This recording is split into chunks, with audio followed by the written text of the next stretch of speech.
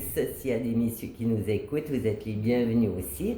Donc, je vous remercie déjà d'être parmi nous aujourd'hui. Et avec Flavia, aujourd'hui, on va parler un petit peu d'alimentation, mais surtout de questions très simples, en fait, qui sont posées à Flavia lors de ses accompagnements et avec justement les personnes qu'elle suit au quotidien. Donc beaucoup de femmes demandent à Flavia justement à partir de 40 ans comment ça se fait que je mange toujours la même chose qu'avant, que je fais attention, je fais même du sport, je dors bien et tout, mais comment ça se fait que je prends du poids et surtout que j'arrive plus à perdre comme quand j'étais plus jeune. Donc c'est vraiment une question qui revient souvent à Flavia et qui va tenter de nous répondre à cette question qui nous taraude tous un petit peu. Oui, bonjour à toutes et à tous.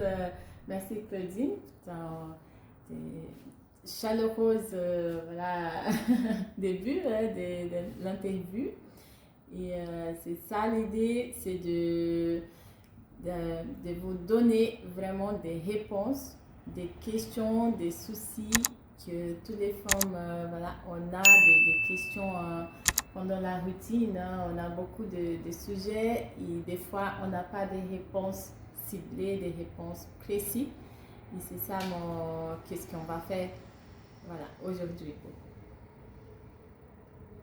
Donc voilà, alors qu'est-ce que tu peux nous dire là-dessus en fait? Parce que c'est vraiment très frustrant de se dire, bon ben j'ai tout bien fait, j'ai bien mangé, j'ai essayé de mettre des bons aliments dans mon assiette et tout, mais en fait il n'y a rien qui bouge, je commence à prendre du ventre ou du gras, donc voilà, et puis là surtout que l'été est bientôt là, donc qu'est-ce que tu peux nous dire alors par rapport à ça, Flavia? Alors, par rapport à ça, on a plusieurs facteurs qui peuvent vraiment provoquer la prise de poids et aussi que surtout la difficulté à perdre des poids. En fait, on a besoin d'avoir quelques niveaux de graisse, de masse musculaire, on a besoin de graisse surtout, hein. Mais quand on est dans un état surpoids, c'est là qu'il y a le souci. Donc, j'aime bien Claudine, Joël de Rosner, il parle de la épigénétique. Ça veut dire que même si on a une génétique, que c'est pour, par exemple, pour les surpoids ou l'obésité, que nous, à partir de nos comportements de vie, notre hygiène de vie, on arrive quand même à changer le gène.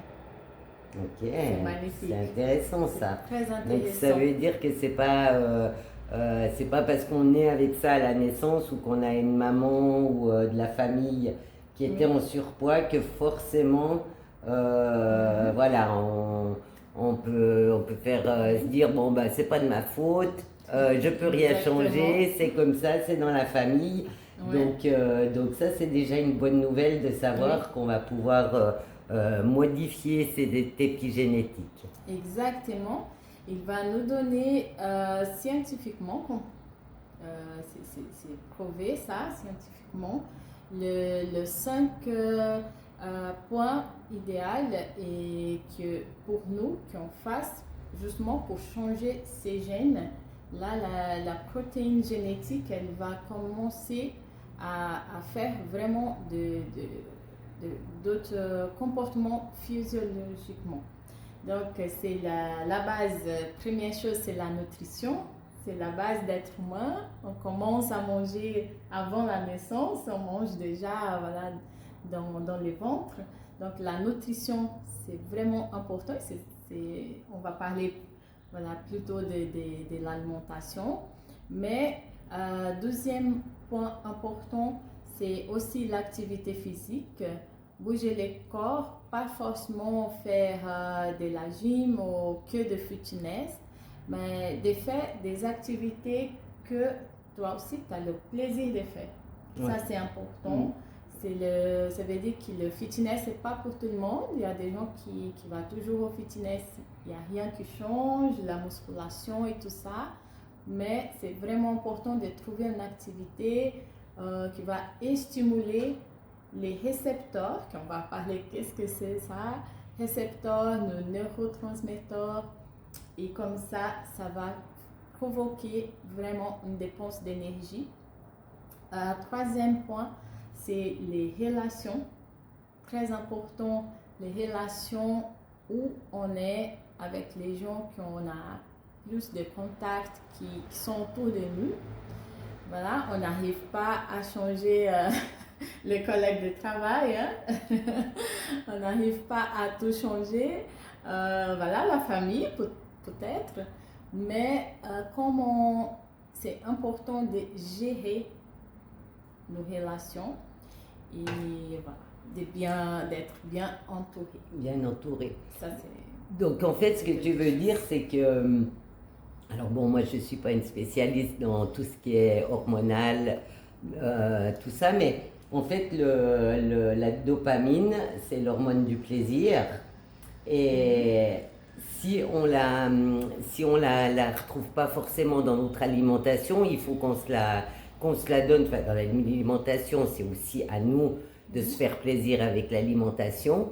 Mais ce qui est important aussi, c'est de l'avoir dans nos relations et dans le sport qu'on fait. Exactement. Ça veut dire que si par exemple moi je décide d'aller à la salle de sport juste pour me muscler et puis vouloir perdre du poids, mais que j'ai horreur de ça parce que j'aime pas porter ces engins.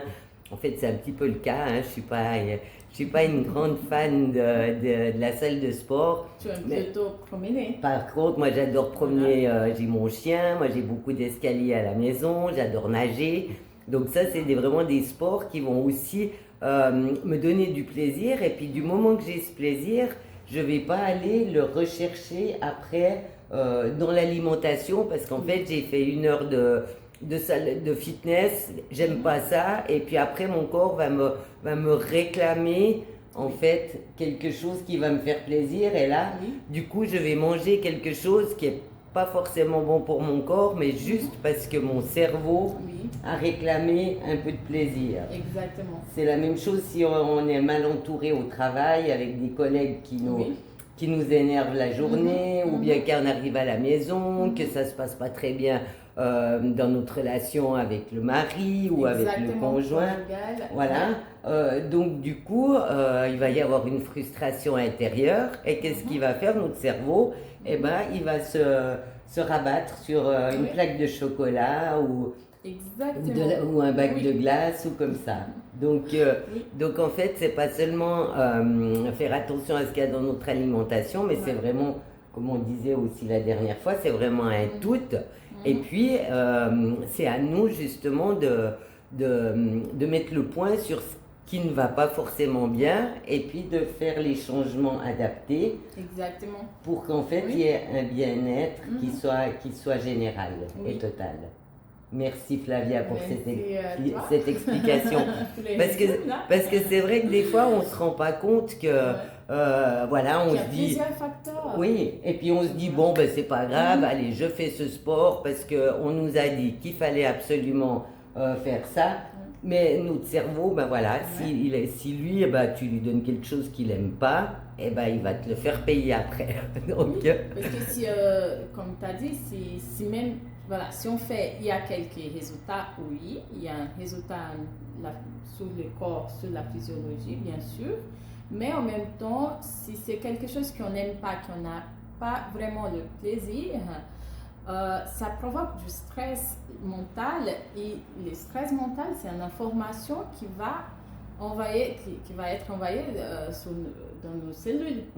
Et nos cellules, Claudine, elles communiquent.